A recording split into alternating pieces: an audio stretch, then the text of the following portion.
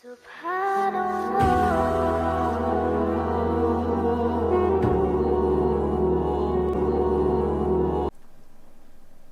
अलैकुम। आज हम सबक नंबर 2 का 7वां हिस्सा पढ़ने जा रहे हैं।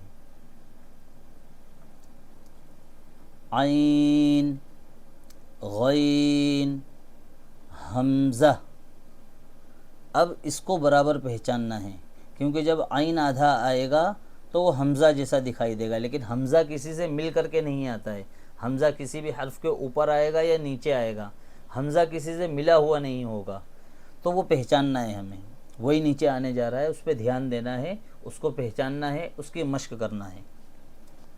आइन ज़ा, तो ये बाजू वाला जो है वो ज़ा है और आइन खाली है।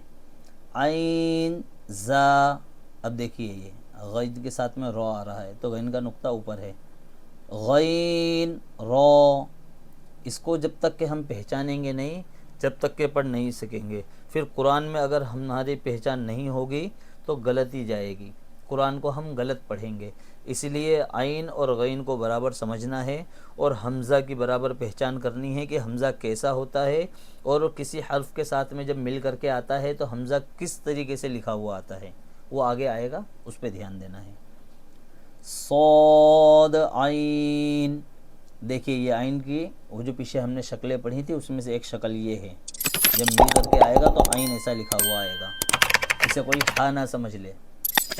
सौद आइन, ज़ौद गैन। अब ये 3 हरूफ मिल करके आ रहे हैं।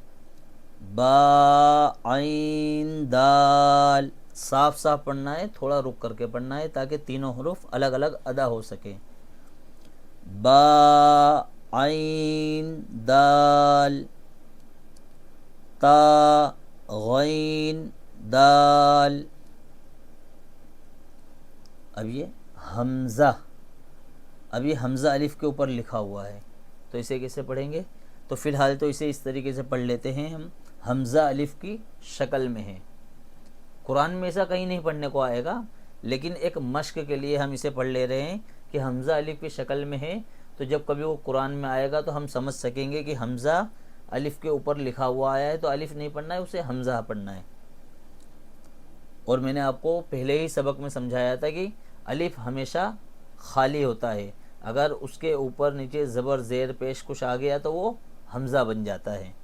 तो अभी ये खाली है, हमज़ा अलिफ की शक्ल में है, इस तरीके से हम इसकी मश्क कर सकते हैं।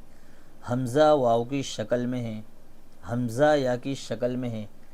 ये जो शक्ल है नीचे लिखी हुई है, इसे रस्मुल ख़त कहा जाता है, जो लिखा तो जाता है, पढ़ा नहीं जाता है। वो सबक जब आगे आएगा तो हम आपको समझा देंगे। अभी फ़िलहाल इसे मश्क के लिए इस तरीके से पढ़ लें कि हमज़ा अलिफ की शक्ल में है, हमज़ा वाव की शक्ल में है, हमज़ा या की शक्ल में है। इसी के साथ में सबक नंबर 2 का 7वां हिस्सा मुकम्मल हुआ।